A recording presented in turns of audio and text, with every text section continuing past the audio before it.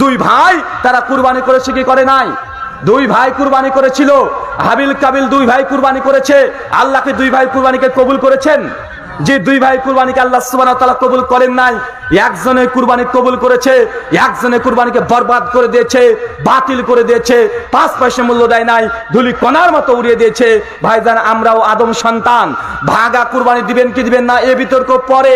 গোটা গরু কুরবানি করেছেন, গোটা উট কুরবানি করেছেন, জোড়া জোড়া খাসি কুরবানি করেছেন, তারপরে আপনার এই কুরবানি আল্লাহ কবুল করবে কি এর কোনো নিশ্চয়তা নেই। কিন্তু জুমার দিন যদি প্রথম মুসল্লি হন, আপনার জন্য লাল উট, দ্বিতীয় ব্যক্তি হলে আপনার জন্য গরু কুরবানি করলে যত নেকি হয় তত নেকি আল্লাহ আপনার আমলনামায় লিখে দেবেন। এর চাইতে বড় ফজিলত মুসলমানের জন্য আর কি হতে পারে? এক সপ্তাহে 1 লাখ টাকা ইনকাম করার অফার কেউ দেবে না। আল্লাহ সুবহানাহু ওয়া তাআলা দিয়েছে, কিন্তু আমাদের হৃদয়ে ভয় নাই। আমরা জান্নাত বুঝি না, জাহান্নাম কত ভয়ঙ্কর এটা বুঝি না, কবরে আযাব কত ভয়ঙ্কর বুঝি না, আমল যে কত কঠিন এটা আমরা বুঝি না, নেকি যে কত আমাদের জন্য অপেক্ষা করছে এটা আমরা বুঝি না। বাংলাদেশে চলছে টাকা, ভারতে চলছে রুপি, সৌদি আরবে চলছে রিয়াল, যখন আমেরিকায় চলে যান ডলার, পৃথিবীর কারেন্সি হচ্ছে টাকা পয়সা। এই টাকা পয়সার পরিবর্তন হয়ে যায়। আজ থেকে 700 বছর পূর্বে টাকা পয়সা কাগজের ছিল না, সেই সময় রূপোর কয়েল ছিল, সোনার কয়েল ছিল। তার আগে মানুষ ধান দিয়ে গম নিত, দুটো ডিম দিয়ে চাল কিনতো। মানে কারেন্সি চেঞ্জ হয়েছে। কিয়ামতের মাঠে এই কাগজের টাকা থাকবে না, সোনার উপর থাকে না। কিয়ামতের মাঠে যদি কিনতে হয় কিছু, যদি কারেন্সি থাকে, সেই হচ্ছে নেকি আর গুনাহ। কথা বলেন কি? কিয়ামতের মাঠে কি চলবে? নেকি আর গুনাহ। আমার সঙ্গে ধরে আমি একটা রাস্তা রাখতে একটা লোক যাচ্ছে, কষি এক থাপ্পড় মেরে দিয়েছি। লোকটা মদখোর মাতাল, আমি এমনি এমনি অনর্থক ভাবে তাকে মেরে দিয়েছি। ওই লোকটা মদখোর মাতাল, কিয়ামতের মাঠে তাকেও তুলবে, আল্লাহ আমাকেও তুলবে। আমি পরেশগার কিন্তু নিরর্থক ভাবে তাকে মেরে দিয়েছি। সেই দিন বিচারের সময়তে আল্লাহকে বলবো, আল্লাহ ওই ব্যক্তি আমাকে অনর্থক ভাবে মেরেছে, এখন আমাকে মেরেছে, এখন আমার কাছে আল্লাহ কিভাবে সমাধান করবে? ও মদখোর মাতাল হোক, তারপরেও আমার কিছু নেকি আল্লাহ তার কাছে দিয়ে দিবে। এখান থেকে ট্রান্সফার হচ্ছে নেকি। কথা কি বুঝতে পারছেন? কথা বুঝতে পারছেন? দেখছে আমিও গুনাহগার, যাকে মেরেছি সেও গুনাহগার, দুজনই বাটপার, আল্লাহ কাছে মাথা নত করেনি। দুজনই প্রতারক, আল্লাহ কাছে একদিন সিজদা করেনি। কিন্তু একজন আরেকজনের সঙ্গে প্রতারণা করেছে। এলাকাতে টিন এসেছিল, ও মেরে খেয়ে নিয়েছে। চাকরি চাইতে গিয়েছে, 7 লক্ষ টাকা ঘুষ নিয়েছে। রাস্তাতে দাঁড়িয়ে দাঁড়িয়ে একদম ফকিরের মতো গাড়িগুলোকে দেখেছে, আর 10 টাকা 20 টাকা করে ঘুষ নিয়েছে, গাড়িকে ছেড়ে দিয়েছে। বা আছে না নাই? কথা বলেন। যে ঘুষ দিচ্ছে সেও জালেম, ফাসিক, জিন্দেগিতে আল্লাহর কাছে একটা রুকু করেনি, একটা সেজদা করেনি। দুজনই গুনাহ করেছে। কিয়ামতের মাঠে আল্লাহ দুজনকে তুলবে। একজন বলবে, লরির মালিক আল্লাহ, ওই লোকটা আমার কাছ থেকে ঘুষ নিয়েছে বা আমাকে গাল দিয়েছে, আমাকে থাপ্পড় মেরেছে। আল্লাহ তখন দেখবে তার আমল নামে কত নেকি আছে কিনা। যখন দেখছে কোনো নেকি নাই, তখন ওই ব্যক্তির গুনাহ এর কাঁধে দিয়ে দিবে। ট্রান্সফার কি হচ্ছে? কথা বলেন। কিয়ামতের মাঠে টাকা পয়সা চলে না, সোনা দানা কিচ্ছু চলবে না, নেকি চলবে। নেকি পরিবর্তে গুনাহ, গুনার পরিবর্তে নেকি। এটা কিয়ামতে আল্লাহর নবী এই ব্যবস্থা করে রেখেছেন। আল্লাহ সুবহানাহু ওয়া তাআলা আমাদেরকে কথাগুলো বোঝার তৌফিক দান করো। সকলে পড়ি আল্লাহুম্মা আমিন। তাবরানী আওসাত হাদিস নাম্বার 1859। আমরা মুসলমান, আমরা এটা বুঝি না। আল্লাহর নবী বলছেন, কোন ব্যক্তি যখন পৃথিবীতে অচিরে এমন একটা সময় আসবে যে সে নবীর সুন্নাত বিলুপ্ত হয়ে যাবে। কি হয়ে যাবে? কথা বলেন। বিলুপ্ত হয়ে যাবে। আল্লাহ নবী বলছেন, সেই সময় কোন ব্যক্তি যদি নবীর সুন্নাতকে জীবন্ত করতে পারে, ওই ব্যক্তির আমল নামায় 50 জন শহীদের মর্যাদা লিখে দেওয়া হবে। সুবহানাল্লাহ। সাহাবীরা জিজ্ঞাসা করেছে, ইয়া রাসূলুল্লাহ, 50 জন? 50 জন? জি হ্যাঁ, 50 জন শহীদের মর্যাদা লেখা হবে। সাহাবীরা বলছে, আল্লাহ রাসূল, সেই 50 জন কাদের মতো হবে? আমাদের মতো না তাদের মতো? আল্লাহ রাসূল বলছে, তোমাদের সাহাবীদের মতো 50 জনের মর্যাদা পেয়ে যাবে। এর চাইতে বড় ফজিলত আর কিছু হতে পারে? সাহাবীদের মর্যাদা, শুধু সাহাবীদের মর্যাদা নয়, বরং মুজাহিদ শহীদ করলে যত নেকি হয় তত নেকি তার আমলনামায় দেওয়া হবে। শুধু একটাই কাজ, সেটা হচ্ছে কোন মৃত সুন্নাতকে জীবন্ত করতে হবে। এটাই হচ্ছে ওই ব্যক্তির কাজ। আপনি কাতারে দাঁড়াচ্ছেন, মুরব্বী আমার পাশে আছে, আমি তার হাঁটুর বয়সেরও হব না। হাঁটুর বয়সে মানে আমি বলছি 3 ভাগের 1 ভাগ। হাঁটু মানে 3 ভাগের 1 ভাগ, তার 1 ভাগও হব না। যখন সালাতের মধ্যে দাঁড়িয়েছি কাদের সঙ্গে কাঁধে পায়ের সঙ্গে পা লাগিয়ে দাঁড়িয়েছি। কেন? সহিহ বুখারী 725 নম্বর হাদিসে আছে, সুনান আবু দাউদ 666 67 নম্বর হাদিসে আল্লাহর নবী বলেছে, যখন কাতার করবে কাদের সঙ্গে কাঁধ পায়ের সঙ্গে পা লাগিয়ে দাঁড়াও, মাঝখানে ফাঁকাকে বন্ধ করো, মাঝখানে ফাঁকা থাকলে শয়তান প্রবেশ করে। আল্লাহর নবীর এই হাদিস শুধুমাত্র আহলে হাদিসরাই এখন পর্যন্ত জীবন্ত রেখেছে কি রাখে না, কথা বলেন। আর এই আমল, এই সুন্নাতকে আমল করার জন্য কতজন আমাদেরকে গালি গালাজ খিস্তি দেয় কি দেয় না, কথা বলেন। যখন আমার চাচার বয়সের লোক আছে, বড় বড় বক্তারা বলছে যে আহলে হাদিসরা বিয়াদব হয়, তার কারণ তার পাশে বাপের বয়সের লোক আছে, তার পায়ের উপরে পা তুলে দিয়ে নামাজ পড়ছে, নবী সুন্নাত আমল করছি, আর আমাদেরকে বিয়াদব বলছে, বা আছে না নাই, কথা বলেন। তার মানে সমাজ থেকে এই সুন্নাত উঠে গেছে। এই জন্য নবী সুন্নাতের উপরে আমল করার কারণে আমাদেরকে বিয়াদব বলা হচ্ছে। আহলে হাদিসরাই অনেকগুলো সুন্নাতকে জীবন্ত রেখেছে। তার জ্বলন্ত দৃষ্টান্ত, আহলে হাদিস মসজিদে মহিলাদের নামাজের ব্যবস্থা করা হয় কি হয় না? আহলে হাদিসদের ঈদগাহতে মেয়েদের নামাজের ব্যবস্থা করা হয় কি হয় না? মেয়েদের নামাজের ব্যবস্থা করা হয়। এই জন্য কত রকমের কুচ্ছা রটানো হয়। বাংলাদেশের বড় বড় দামরা দামরা আলেমরা নোংরা ভাষায় কটূক্তি করে বলছে আহলে হাদিসরা মেয়েদেরকে মসজিদে নিয়ে আসে তাদেরকে ভোগ করার জন্য। নাউজুবিল্লাহ। তাদের মাদ্রাসার খবর নিতে গেলে লজ্জা লাগে। অমুসলিমরা তাদের নিউজ পেপার গুলোকে কেটে কেটে প্রচার করে যে তারা ছাত্রদের সঙ্গে নোংরামি করে। তারা আবার আমাদেরকে অভিযোগ করে আমরা নাকি আহলে হাদিসরা মেয়েদেরকে নিয়ে এসে মসজিদে নোংরামি করার জন্য বলে। নাউজুবিল্লাহ মিন জালিক। সহিহ বুখারী হাদিস নাম্বার 866 67 আল্লাহ নবী বলছে, আল্লাহর কোন বান্দাকে আল্লাহর ঘর মসজিদ আসতে বাধা দিও না। তুমি কে? আল্লাহ নবী আদেশ করেছে আর তুমি বলছো মাকরু। বেটা চিটিংবাজি। আল্লাহর নবী বলছে আসতে দাও। কোন স্বামীর কাছে যদি অনুমতি চাই, আল্লাহর নবী বলছে অনুমতি দাও। কোন স্বামীর হিম্মত নাই তার স্ত্রীকে মসজিদে আসতে বাধা দেওয়া। কিন্তু আমাদের হুজুররা মাকরু ফতোয়া দিয়ে, হারাম ফতোয়া দিয়ে মেয়েদের মসজিদ থেকে একদম পরিপূর্ণ বন্ধ করে দিয়েছে। কিন্তু হুজুর ওই ফতোয়া দিচ্ছে, পাশে স্টেজ আছে, ওই স্টেজে বসে বসে মেয়েরা ওয়াজ শুনছে হুজুরের। ফিতনা হয় না বেটা? মসজিদে আসলে ফিতনা হয়। তোমার ওয়াজ শুনতে আসে মেয়েরা, তোমাকে প্রজেক্টারে দেখে, রাত্রিবেলা তো তোমার ওয়াজের ময়দানে চলে আসে। লিফলেটে আবার হুজুরে লিখে দিয়েছে মহিলাদের জন্য আলাদা পর্দার ব্যবস্থা আছে। চিটিংবাজি। মসজিদ আসলে ফিতনা হয়, আর রাত্রের অন্ধকারে যখন ওয়াজ মাহফিলে হাজার হাজার জায়গায় চলে যায়, একটিনও ফিতনা হয় না? শাহজালালের কবরে চলে যাচ্ছে, গোলাপশাহর মাজারে চলে যাচ্ছে, বাংলাদেশে হাজার হাজার মাজারে মেয়েদের ভিড়।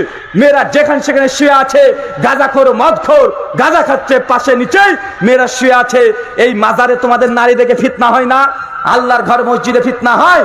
হাদিস তারা দুইয়ের পর দলিল পেশ করতে যাচ্ছে, আল্লাহ নবীর সুন্নাত। আল্লাহ নবী বলছে আসতে চাইলে আসতে দাও। অনেক মহিলা সাহাবীরা আল্লাহ নবীর মসজিদে গিয়েছে, সালাত আদায় করেছে, এর একাধিক দলিল আছে। তারপরেও তারা বলছে যে না, মেয়েদের মসজিদে আসতে দেওয়া যাবে না। জেনে রাখবেন আহলে হাদিসরাই এই সুন্নাতকে এখনো জীবিত রেখেছে। আর যদি কষ্ট করেন, পরিশ্রম করেন, যত যা আহলে হাদিস সমাজ আছে প্রত্যেকটা মসজিদে নারীদের জন্য একটা আলাদা ওযুখানা, আলাদা পর্দার ব্যবস্থা, আলাদা ফ্লোর করে তাদের সালাতের জন্য ব্যবস্থা করা আহলে হাদিসদের জন্য অলঙ্ঘনীয় দায়িত্ব। কেন? এই সুন্নাত, আল্লাহ নবীর এই আদেশ আহলে হাদিসরা যদি পালন না করে, অমুসলিমরা এখনই অভিযোগ করতে শুরু করে দিয়েছে ইসলামে নাকি নারীর অনেকগুলো অধিকার আছে, তো মেয়েদেরকে মসজিদে যেতে দেয় না কেন? বা ইসলাম কি মেয়েদের মসজিদে যেতে অধিকার দেয় নাই? ইসলাম দিয়েছে, কিন্তু কিছু হুজুররা তারা দিচ্ছে না। কিন্তু নবী অনুমতি দিয়েছে কি দেয় নাই? তারা একটা দলিল পেশ করেছে সহিহ বুখারীর 891 নম্বর হাদিস।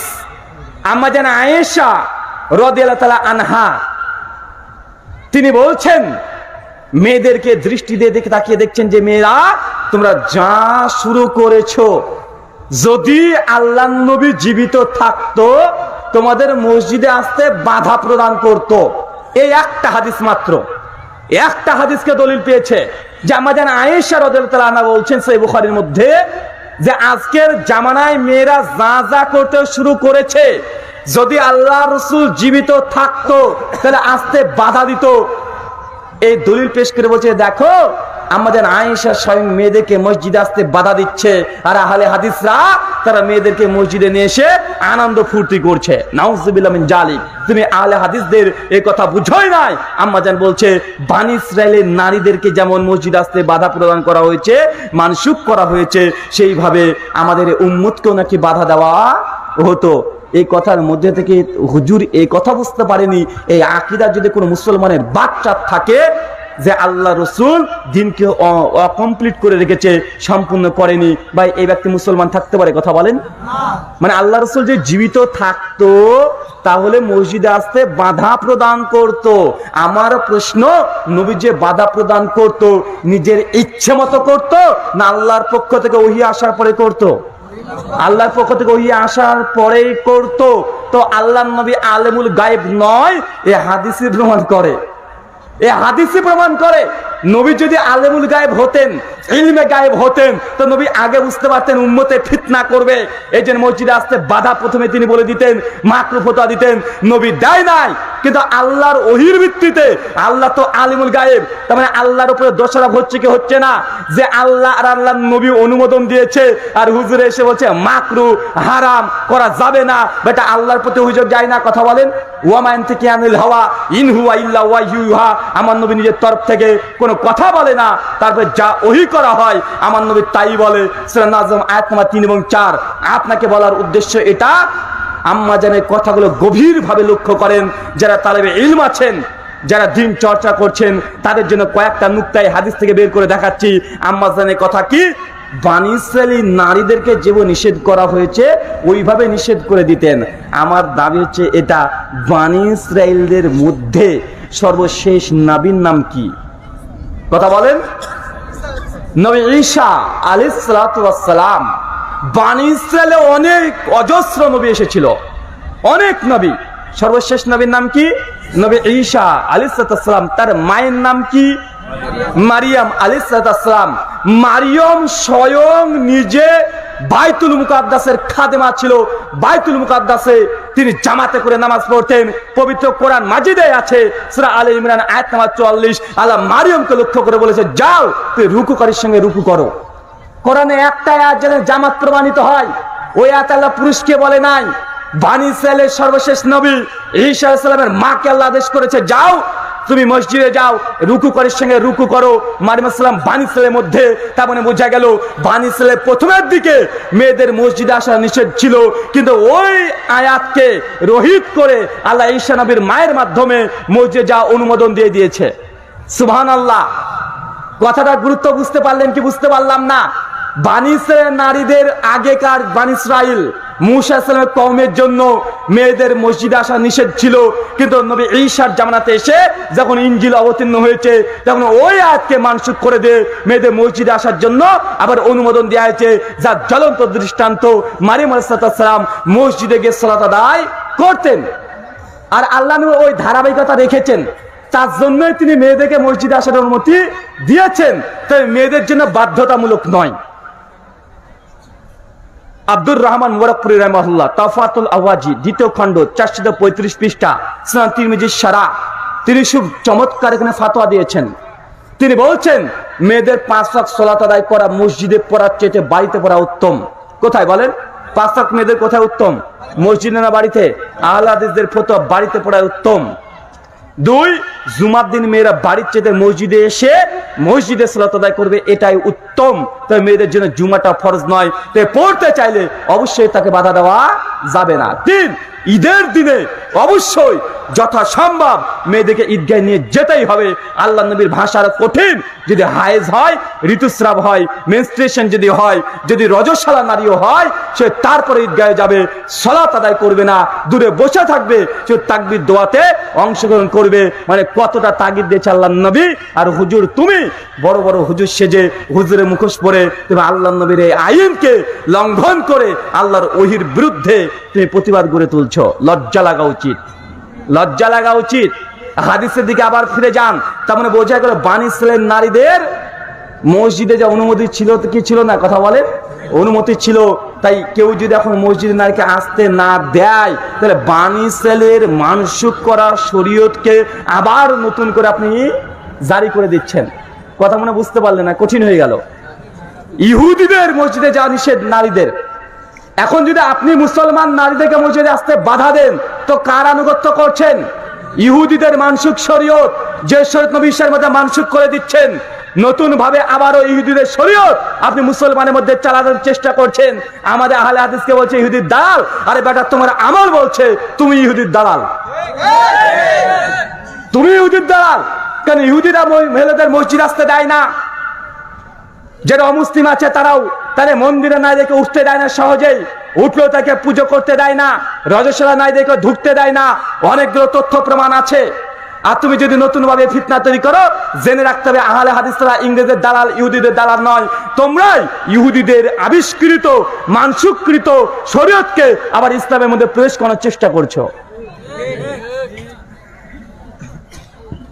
নবী যদি জীবিত থাকতো তাহলে মেয়েদের মসজিদে আসা নিষেধ করে দিত। আমার এখানে আর একটা প্রশ্ন আছে, আম্মা জান নিজেও হারাম ফতোয়া দেয়নি। আল্লাহ নবী আম্মা বলছেন যদি নবী থাকতেন বাধা দিতেন। আয়েশা রাদিয়াল্লাহু তাআলা বাধা দেয়নি। আম্মা জান আয়েশা যেখানে বাধা দেয়নি, মাকরু হারাম ফতোয়া দেয়নি, তুমি কে? তুমি হারাম ফতোয়া দিচ্ছ হাদিস দিয়ে। আমাদের আশঙ্কা করেছে যদি থাকতো তবে দিত, কিন্তু আম্মাজান নিজে তিনি বাধা দেন নাই। দেবেই বা কেন? কারণ আম্মা জান তিনি জানেন যে আল্লাহর নবী নিজের তরফ থেকে কথা বলেন না, নবী জায়েজ করে দিয়েছে। আম্মা জান কিভাবে না জায়েজ ফতোয়া দিতে পারে? আম্মা জান দেয়নি, আর তুমি চিটিংবাজ হুজুর তুমি দিচ্ছ। আম্মা জান যেটা দেয়নি তুমি দিয়ে দিচ্ছ। আবার আহলে হাদিসকে বলছে এরা মহিলাদের মসজিদে নিয়ে আসছে উপভোগ করার জন্য, নোংরামি বাদরামি করছে। আল্লাহ সুবহানাহু ওয়া তাআলা এই কথাগুলো বোঝার তৌফিক দান করো। সকলে পড়ি আল্লাহুম্মা আমিন। সুনানে আবু দাউদ হাদিস নাম্বার 477 আর একটা হাদিস নিয়ে এসে তার দলিল পেশ করছে এবং তারা বলছে যে আল্লাহর নবী বলেছেন মেয়েদের জন্য মসজিদে নামাজ পড়ার চাইতে তার বাড়ির আঙিনায় পড়া উত্তম, বাড়ির চাইতে ঘরের মধ্যে পড়া উত্তম, ঘরের চাইতে ঘরের একদম অন্ধকার কোণায় নামাজ পড়া উত্তম। অতএব মেয়েদের মসজিদ আসা জায়েজ নয়, মেয়েদের মসজিদ আসা মাকরু। কারণ নবী বলেছে মেয়েদের মসজিদের চাইতে বাড়িতে নামাজ পড়া উত্তম, অতএব মেয়েদের মসজিদে আসা জায়েজ নয়। বা এই কথা হুজুরে বলছে কি বলছে না? এই কথা হুজুরে বলে দলিল পেশ করছে। আল্লাহি তারা দলিলের কিছুই বোঝে না। এই হাদিস থেকে মেয়েদের মসজিদ যাওয়া হারাম প্রমাণ হয়? সর্বোচ্চ প্রমাণ হয় মেয়েদের জন্য মসজিদের চাইতে বাড়িতে উত্তম। আরে বেটা এটাই তো আমাদের ফতোয়া, এটাই তো আমাদের ফতোয়া। একটা জিনিস আর একটা জিনিসের চাইতে উত্তম তার অর্থ এই নয় আর একটা জিনিস হারাম হয়ে যায়। আম এই ফলটা আপেলের চাইতে উত্তম, তার মানে কি আপেল খাওয়া হারাম? কথা মনে বুঝাতে পারছি না। আল্লাহ নবী বলছেন মেয়েদের মসজিদে নামাজ পড়ার চাইতে বাড়িতে উত্তম, তার মানে মসজিদ কি হারাম হয়ে গেল? কিন্তু হুজুর যে হারাম ফতোয়া দিচ্ছে হাদিস দিয়ে। আমের চাইতে আপেলটা উত্তম, আপেল খাওয়া কি মাকরু হারাম হবে? না। যদি এটাই হয় সহিহ বুখারী খুলে দেখেন কিতাবুস সালাত হাদিস নাম্বার 731 আল্লাহ নবী বলছে পুরুষ মানুষের জন্য নফল নামাজ বাড়িতে পড়া উত্তম মসজিদের চাইতে। কথা মনে বুঝাতে পারছি না। আল্লাহর নবী বলছেন পুরুষ মানুষের যে নফল সুন্নাত নামাজ কোথায় উত্তম, আফজাল কোথায়? বাড়িতে পড়া উত্তম। আল্লাহ নবী বাড়িতে পড়ে বের হতেন, আবার মসজিদ থেকে এসে বাড়িতে নামাজ পড়তেন। পুরুষ মানুষের জন্য নফল নামাজ সুন্নাত নামাজ মসজিদে উত্তম নয়, বাড়িতে উত্তম। তাহলে হুজুর এই হাদিসের আলোকে তোমাকে বলতে হবে পুরুষ মানুষের জন্য মসজিদের নামাজ পড়া মাকরু, নফল নামাজ পড়া মাকরু। তোমাকে এই ফতোয়া দিতে হবে। তুমি আহলে হাদিসকে দলিল শিখাতে আসছো, ওরা বলছে আহলে হাদিসরা কোরআন হাদিস পড়ে বুঝে না। বেটা তোমাকে বসে বসে শেখাতেও পারবো। যদি এই হাদিস থেকে ওই মাসাল ইস্তেমবাত হয়, এই হাদিস থেকে এই মাসাল ইস্তেমবাত করে তোমাকে দেখাতে হবে। আল্লাহ সুবহানাহু ওয়া তাআলা এই কথাগুলো বোঝার তৌফিক দান করো। সকলে বলি আল্লাহুম্মা আমিন। সম্মানিত আমাদের এই আয়োজক কর্তৃপক্ষ আপনাদের কাছে আকুল অনুরোধ, আমাদের আলোচনা যতদূর যাচ্ছে সকলের কাছে আকুল অনুরোধ, আহলে হাদিস প্রত্যেক সমাজে নারীদের জন্য মসজিদের আলাদা ব্যবস্থা করেন, তাদের জন্য ঈদগাহ নামাজের ব্যবস্থা করে দেন। মেয়েরা শুধু গোস্ত পাকাবে আর রান্না করবে ঈদের দিন, নামাজ পড়বে না, এটা হতে পারে না। তাদেরকে শরীক করতে হবে, এটা আহলে হাদিসদের দায়িত্ব। কারণ এই সুন্নাত একদম বিলুপ্ত হয়ে গেছে। আল্লাহ সুবহানাহু ওয়া তাআলা এই কথাগুলো বোঝার তৌফিক দান করো। সকলে পড়ি আল্লাহুম্মা আমিন। সম্মানিত দর্শক মণ্ডলী, আপনাদের কাছে যে কথাগুলো বোঝানোর চেষ্টা করলাম, আমরা ইবাদত করছি, কিন্তু ইবাদত করে আমরা অনেক সময় মজা পাই না, তৃপ্তি পাই না। আছে না নাই? কথা বলেন, কেন পাই না? নামাজ পড়ছি, নামাজ পড়তে পড়তে হঠাৎ আপনি ব্যবসা করছেন, হঠাৎ আপনি আপনার গার্লফ্রেন্ডের কাছে চলে গেছেন, হঠাৎ করে মেসেজ কে দিয়েছে, ওটার দিকে চিন্তা আসে কি আসে না? আসে। ইবনে মাসউদ রাদিয়াল্লাহু তাআলা আনহুর কাছে সাহাবী এসে বলছে, ইবনে মাসউদ, আমি অনেক সময়তে ইবাদত করি কিন্তু ইবাদতে মনোযোগী হয় না। ইবনে মাসউদ রাদিয়াল্লাহু তাআলা আনহু তিনি বলছেন, তুই ছোট ছোট পাপ থেকে দূরে থাকো। কি কথা বলেন? ছোট ছোট পাপ থেকে দূরে থাকো। যখন আপনি পাপ করতে শুরু করবেন, সেই সময় ইবাদত করে মজা পাবেন না, ইবাদত করে আনন্দ পাবেন না, তৃপ্তি পাবেন না। তাই ইবাদতে যদি মজা নিতে হয়, কি করতে হবে? কথা বলেন, ছোট ছোট পাপ থেকে দূরে থাকতে হবে। এখন ছোট ছোট পাপের কি অভাব আছে? জি, ছোট ছোট পাপের এখন অভাব নেই, অজস্র পাপ। শুধু আমাদের হাতে যদি মোবাইল থাকে, মোবাইলের মাধ্যমে আমরা কোটি কোটি পাপ করে ফেলতে পারি। আছে না নাই? কথা বলেন, কোটি কোটি পাপ আমরা করে ফেলতে পারি এই হাতে মোবাইল দিয়ে। ফেসবুকে সাজেস্ট করছে একটা মেয়ে মানুষের ফেসবুক প্রোফাইল, আপনিও খুঁজে বেড়াচ্ছেন, মেরে দিলে একটা ইয়ার্ড ফ্রেন্ড, চলে গেছে রিকোয়েস্ট, অপেক্ষা করছেন কখন আমাকে এখন অ্যাকসেপ্ট করে, কখন অ্যাকসেপ্ট করে। যখন অ্যাকসেপ্ট করেছেন আলহামদুলিল্লাহ, মানে অ্যাকসেপ্ট করেছেন আলহামদুলিল্লাহ, একটা পোস্ট করেছে, লাইক করেছেন, তারপর দিনে মাশাআল্লাহ লিখে দিয়েছেন। আর আপনার মাশাআল্লাহ কমেন্টে পড়ে যে একটা লাভ রিয়াক্ট মেয়েটা দিয়ে দেয়, বাঘ বাঘ খুশি, কি না কি হয়ে গেল, মনে হচ্ছে এখন কি খাসি সুজা দিয়ে দেবেন। আচ্ছা না নাই? কথা বলেন, মানে অপেক্ষা করছে। আল্লাহ সুবহানাহু ওয়া তাআলা পবিত্র কোন সূরা বনী ইসরাঈল 17 আয়াত নম্বর 32 বলছেন, লা তাকরাবুজ জিনা, জিনা যে রাস্তায় আছে তার ধারের কাছেও যেও না। এই জিনার ধারে কাছে যাওয়া মানে ওই অ্যাড রিকোয়েস্টই দিবেন না, ওটাই বন্ধ করে দেন। কোন মেয়ে মানুষকে বান্ধবী রাখা ফেসবুকে দরকার নেই। যেখান থেকে ফিতনার আশঙ্কা আছে, মনে হচ্ছে ফিতনা হতে পারে, ওখানে একদম বন্ধ করে দেন। আপনার দরকার নেই ওই জায়গাতে যাওয়া। লা তাকরাবুজ জিনা, জিনা যে রাস্তা আছে তার ধারে কাছে যেও না। মিশকাত হাদিস নাম্বার 63, আল্লাহ নবী বলছে, প্রত্যেকটা মানুষের সঙ্গে একটা করে ইবলিস শয়তান থাকে। সাহাবারা বলছে, ইয়া রাসূলুল্লাহ, আপনার কাছে আছে নাকি? আল্লাহ, জি হ্যাঁ, আমার কাছে একটা ইবলিস শয়তান ছিল, তো তাকে আমি দাওয়াত দিয়ে দিয়ে দিয়ে দিয়ে তাকে আমি মুসলমান মানিয়ে নিয়েছে। সে আমাকে খারাপ আর কোনো আদেশ করে না, যেটা করে সে ভালো আদেশই করে। তার মানে বোঝা গেল ইবলিস শয়তানকেও দাওয়াত দিয়ে দিয়ে তাকে মুসলমান বানানো যায়। আমাদের কাছে হাতে যে মোবাইলটা আছে, এ টাটকা শয়তানের বাচ্চা, একদম শয়তানের বাচ্চা। পৃথিবীতে এমন কোন পাপ নেই যে শয়তানের দ্বারা করা যায় না। এই শয়তান আপনাকে যে কোনো পাপ করাতে পারে। যদি মনে করেন জেনা করব, জেনা করা খুব সহজ, বাংলাদেশে এখন সেক্স ওয়ার্কাররা ঘুরে বেড়াচ্ছে। আছে না নাই? কথা বলেন, রাত্রি 12টা 1টা 2টো পরে ফেসবুক খুললে বিভিন্ন রকমের নোংরা অটোমেটিক ছবি চলে আসে, ভিডিও চলে আসে। সেক্স ওয়ার্কার লাইক কমেন্ট করার দরকার নেই, আপনার সামনে নিয়ে চলে আসবে। ওদের কাজ শুধু এটা, আপনি তাকে বিকাশের নাম্বার দেওয়া থাকবে, বিকাশের টাকা পুরে দিবেন, আপনার সঙ্গে ভিডিও কল করে তার উলঙ্গ শরীর দেখাবে, আপনি যা করতে বলবেন সে তাই করবে। এই যে সেক্স ওয়ার্কারদের কাজ এই মোবাইলের মাধ্যমে হচ্ছে কি হচ্ছে না? কথা বলে, হচ্ছে। যে কোনো পাপ, যে কোনো জিনিস সহজ হয়ে গেছে, একদম সহজ। যে না সবচেয়ে বেশি মোবাইলের মাধ্যমে বেশি হয়। আপনারা অনেকে বুঝেন না, রাত্রিবেলা মেয়েটাকে আপনি দিয়ে দিয়েছেন, একদম আইফোন কিনে দিয়েছেন, বাপের বিটি কোটিপতির বাচ্চা আপনি কিনে দিয়েছেন। মেয়ে আপনার ঘরে নক করে দিয়ে তাই বয়ফ্রেন্ডের সঙ্গে গোটা শরীর দেখে আপনার মেয়ে বয়ফ্রেন্ডের সঙ্গে এনজয় করছে। 2-4 দিন পর যখন ব্রেকআপ হয়ে গেছে, ছেলে তখন তাকে ব্ল্যাকমেল করতে শুরু করে দিয়েছে, এই দেখো তোমার ভিডিও সোশ্যাল মিডিয়ায় দিয়ে দিলাম, বা আছে না নাই? কথা বলেন, অবাক, এত আশ্চর্য। আজ থেকে কয়েক মাস আগে আমার মোবাইলে হঠাৎ কি একজন ফোন করেছে, আমি রিসিভ করতে দেখছি বাজে একটা নোংরা ভিডিও। আমি অবাক হয়ে গেছি, সঙ্গে সঙ্গে মোবাইলটাকে ঢেকে নেব, কাটছি। পরবর্তী সময়তে আমি আমার এক বন্ধুকে জিজ্ঞাসা করলাম, একটা নাম্বার এসেছে, নাম্বার থেকে আমি রিসিভ করাতে দেখছি উলঙ্গ শরীর একটা মেয়ে মানুষের। ও সঙ্গে সঙ্গে হচ্ছে, ভাই ব্লক মার। এদের কাজ হচ্ছে শুধু এটাই, যাকে তাকে তারা ভিডিও কল করবে, কল করার পরে ওই কল রেকর্ডটাকে রেকর্ড করে স্ক্রিনটাকে তারপরে তোকে ব্ল্যাকমেল করবে, তোকে হোয়াটসঅ্যাপে ভিডিওটা পাঠিয়ে দেবে। আর যদি সে ব্যক্তি ফেমাস হয়, এখন দেখেন আমাকে কেউ একজন ফোন করেছে হঠাৎ করে, আমি এইভাবে ক্লিক করেছি, নোংরা আমি শরীর দেখতে পাচ্ছি, তার যে 4-5 সেকেন্ড হয় ওরা স্ক্রিনটাকে রেকর্ড করে নিয়েছে, পরে আমাকে হোয়াটসঅ্যাপে পাঠাচ্ছে যে আপনি তাড়াতাড়ি 50,000 টাকা দেন, নাহলে আমি সোশ্যাল মিডিয়া আপনার ছবিটাকে ভাইরাল করে দেবো, আপনার সঙ্গে নোংরামি করেছেন। এইভাবে টাকা রোজগার করছে কি করছে না কথা বলে? জি, সাবধান যুব সমাজ, তরুণ সমাজ, সাবধান। তুমি না চাইলেও তোমার কাছে কিভাবে যে ঝামেলা চলে আসবে এই সোশ্যাল মিডিয়ার ফজিলতে। এটা ফজিলত, এটা জাল ফজিলত, মিথ্যা ফজিলত আছে না নাই?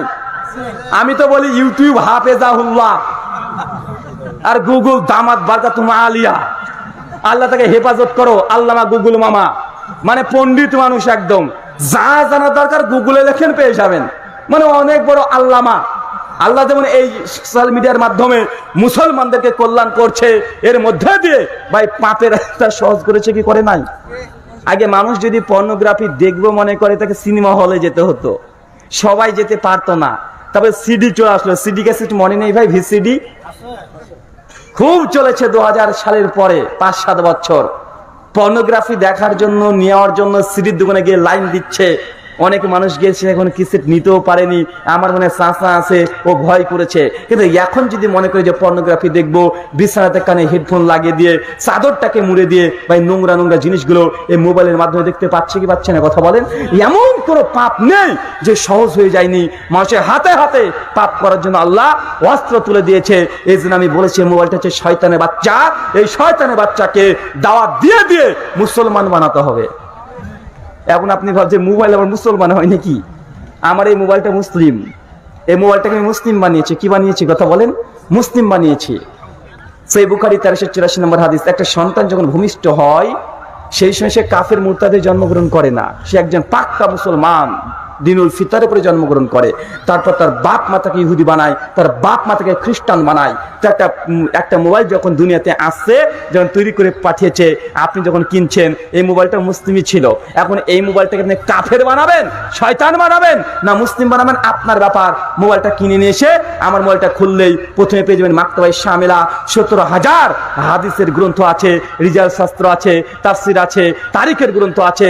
আল্লামা নাসিরুদ্দিন আলবানী রাহিমাহুল্লাহ যে মাকতাবায়ে বসে গবেষণা করতেন, গোটা গবেষণাগার আমাদের মোবাইল এখন আছে আলহামদুলিল্লাহ। আমি খুললে শুধু ভালো জিনিসই দেয়। কোন একটা হাদিস দেখার দরকার, টুক করে আমি আরবি বলে টিপে দিচ্ছি, একটা ক্লিক মেরে দিচ্ছি, হাদিসটা কোথায় আছে, কত নম্বর হাদিস, কোন কোন গ্রন্থের তাহকিক তাকরিজ তালিক সব বের করে চলে আসছে। হাদিস জয়ীফ হলে কেন জয়ীফ, কোন রাবির কারণে জয়ীফ, ওই রাবিকে কে যারা করেছে, কে তাদিল করেছে, কজন যারা করেছে, কজন তাদিল করেছে, কোন কোন হাদিস সহিহ বলেছে, কে জয়ীফ বলেছে, ডিটেল একদম সামনে চলে আসছে। আমাকে ভালো ছাড়া আমার মোবাইল খারাপ কিছু দেয় না। তো মুসলমান না তো আপনারটা মুসলমান। আমার মোবাইলে রাত্রিবেলা কোরআন শুনতে সাহায্য করে, একটা অডিও কোরআন রেখে দিয়েছি, অ্যাপস রেখে দিয়েছি। রাত্রিতে ঘুমানোর সময়তে অডিওটা বাজিয়ে দিচ্ছে, আমাকে কোরআন শোনাচ্ছে, সূরা বাকারা গোটাটা আমি শুনে নিচ্ছি। রাত্রিবেলাতে ঘুমাতে ঘুমাতে এটা আমার চর্চা হয়ে যাচ্ছে। আমার মোবাইল এটা পাক্কা মুসলিম, কারণ আমি মোবাইলকে মুসলিম বানিয়ে নিয়েছি। আপনার মোবাইলটা মুসলিম না কাফের একটু হিসাব করে দেখবেন।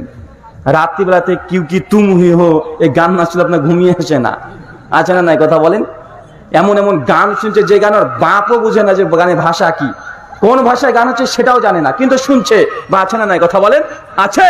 এই জন্য আপনাকে বলছি, যদি ইবাদতে মনোযোগী হতে চান, ইবাদতে তৃপ্তি পেতে চান, ইবাদত করে যদি আনন্দ পেতে চান, ইবাদতে কত মিষ্টি আছে, কত অন্তর প্রশান্তি করে দেয়, এটা যদি পেতে চান, আপনার মোবাইলকে আগে কন্ট্রোল করেন, মোবাইলকে আগে কন্ট্রোল করেন, ফেসবুককে আগে কন্ট্রোল করেন, ইউটিউবকে আগে কন্ট্রোল করেন। যে কোনো জায়গায় লাইক দেবেন না, যেসব জিনিস আপনাকে খারাপ দেয় ওকে ডাইরেক্ট ব্লক মেরে ছেড়ে দেন। যত রকমের অ্যাপ্লিকেশন আছে আপনি খারাপ কাজে উৎসাহ করে সবগুলোকে ডিলিট করে দেন। যতক্ষণ না করছেন ততক্ষণ পর্যন্ত ইবাদত করে তৃপ্তি পাবেন না। আল্লাহ সুবহানাহু ওয়া তাআলা এই কথাগুলো বলার তৌফিক দান করো, সকলে পড়ি আল্লাহুম্মা আমিন। সম্মানিত দর্শক মণ্ডলী, একটা কথা আপনার কাছে আলোচনা করব, আলোচনা করলে রাগ করবেন নাকি? বাংলাদেশের একজন তাকি উসমানী আছে, তাকি উসমানী আসলে পাকিস্তানের। তো বাংলাদেশের তাকি উসমানী তো জন্মগ্রহণ করেন, তো গরিবের একটা তাকি উসমানী আছে, তার নাম হচ্ছে রেজাল করিম আবরার। নাম শুনেছেন?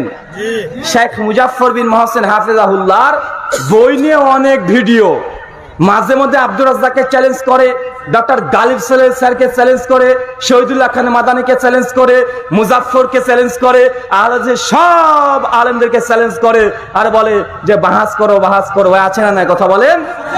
আছে। তো আমি আজ থেকে 1 সপ্তাহ আগে আমি বলেছি যে আমি বাংলাদেশে 30 দিন থাকবো। এই 30 দিনের মধ্যে যেখানে তুমি বলবে, যে মাসালার উপরে বলবে, ইনশাল্লাহ আমি বসতে রাজি আছি। দম থাকলে আমার সঙ্গে 5 মিনিট বসে দেখাও। আচ্ছা, তো এখন পর্যন্ত 10 দিন হয়ে গেল, একটা টু শব্দও করেনি। আজকে দেখলাম তাদেরই একজন দল নেতা আমির, তার নাম হচ্ছে আরিফ বিন হাবিব, উনি ফেসবুকে পোস্ট করেছে, পোস্ট করে লিখে দিয়েছে যে রেজাল করিম আবরার জেনারেল শিক্ষিত ছাত্রদের সঙ্গে বাহাস মুনাজারা করবে না। পরিষ্কার লিখে দিয়েছে, রেজাল করিম আবরার তোমাকে আমি নসিহা করছি, কোন জেনারেল শিক্ষিত ছেলেদের সঙ্গে আহলে হাদিসদের বাহাস মুনাজারাতে খবরদার যাবে না। তারপরে দিয়েছে কেন, সহিহ বুখারী একটা হাদিস দিয়েছে, হাদিস নাম্বার 100। ওই হাদিসের মূল ভাবার্থ হচ্ছে এটা যে আল্লাহ নবী বলেছেন কিয়ামতের একটা আলামত, যে পৃথিবী থেকে আল্লাহ সুবহানাহু ওয়া তাআলা ইলম তুলে নেবেন। তো ইলম কিভাবে তুলবেন? হাক্কানি আলেমদেরকে তুলে নেবেন, আর মূর্খদের কাছে মানুষ প্রশ্ন জিজ্ঞাসা করবে, জাহেলদের কাছে প্রশ্ন জিজ্ঞাসা করবে, আর জাহেলরা তার উত্তর দেবেন। এই হাদিসটা আমাদের জন্য পেশ করেছে। কথা বুঝতে পারলেন? মানে বসার দম নাই, এখন রুগী পালানোর চেষ্টা, এখন কিছু একটা বাহানা করে পালাতে হবে। তো আমি যেটা বুঝলাম, তার মানে বোঝা গেল ওরা বসবে না, এটা ঘোষণা করে দিয়েছে। আর যে হাদিসটা আমাদের বিরুদ্ধে পেশ করেছে, এটা আমাদের হাদিস, আমাদের বিরুদ্ধে নয়, এটা স্বঘোষিত যারা মুকাল্লিদ আছে তাদের বিরুদ্ধে হাদিস।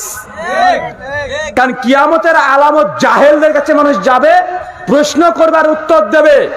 যারা মুকাল্লিদ মাযহাবী তাদেরকে পরিষ্কার জিজ্ঞাসা করেন আপনি কেন তাকলিদ করেন, ওরা বলে যে ভাই কোরআন হাদিস মহাসমুদ্র, এই মহাসমুদ্র থেকে আমি কোনো মণিউক্তা তুলতে পারবো না, আমরা কোরআন হাদিস বুঝি না, এই জন্য তো আমরা এদেরকে মাযহাব মানতে হয়। তো বেটা মূর্খ তুমি না আমি, তুমি কোরআন হাদিস বুঝো না বলে তো মাযহাব মানছো। আজ থেকে 1400 বছর আগে হাফেজ ইবনে আব্দুল বার রাহিমাহুল্লাহ আল মুতাফফাত 463 হিজরি, তার বিখ্যাত গ্রন্থ আছে, তার বিখ্যাত গ্রন্থ জামে বাইনাল ইলম ওয়াল ফাজলিহি, 2য় খণ্ড 963 পৃষ্ঠায় তিনি আলোচনা করে একটা অধ্যায় রচনা করেছেন। তার মধ্যে আলোচনা করছেন যে মুকাল্লিদরা হচ্ছে চতুষ্পদ জন্তুর ন্যায়, আন্নাহুম কান আনাম, মুকাল্লিদদের সিফাত, তাদের বৈশিষ্ট্য তার চতুষ্পদ জন্তুর ন্যায়, এরা হচ্ছে মূর্খ। পরিষ্কার ভাবে জাহেল শব্দ নিয়ে হাফেজ ইবনে আব্দুল বার লিখে গেছে। তার মানে মূর্খ যদি হয় কারা? আহলে হাদিসরা, না যারা মাযহাবী তারা। কথা বলেন? তার মানে তুমি পোস্ট করছো, তুমি নিজেই জানো তুই স্বঘোষিত একজন মূর্খ। কারণ তুমি বলে দিয়েছো আমরা মাযহাবী, আমরা কোরআন হাদিস বুঝি না, এই জন্য মাযহাব মানি, এই জন্য তাকলিদ করি। তো তোমরা বসবে না, এটা ঠিক। তো এই হাদিস আমাদের বিরুদ্ধে নয়, এই হাদিস তোমাদের বিরুদ্ধে। আমাকে আপনাদের ভাই যার বাড়িতে ছিলাম একটা ভিডিও দিয়েছে, ভিডিওটা চালাবো? রাগ করবেন? কারা কারা রাগ করবেন? রাত্রি অনেক হয়ে গেছে, কিছু প্রশ্নোত্তরও আছে। তো একটা ভিডিও আছে মুফতি আরিফ বিন হাবিবের ভিডিও, খুব ভাইরাল হয়েছে, আমাকে দিয়েছে আহলে হাদিসদের বিরুদ্ধে। আহলে হাদিসরা বুকের পুরে হাত বাঁধে, এই মর্মে একটা ভিডিও করে আজকে আপলোড করেছে। তা আমাকে অনেকেই দিচ্ছে হোয়াটসঅ্যাপে। আজকে আপনাদের আয়োজক কর্তৃপক্ষ থেকে একজন দিয়েছে যে ভাইজান এ বিষয়ে একটা কথা বলিয়েন। তো যাই হোক, ভিডিওটা চালাই, শুনতে পাচ্ছেন কিনা একটু বলবেন।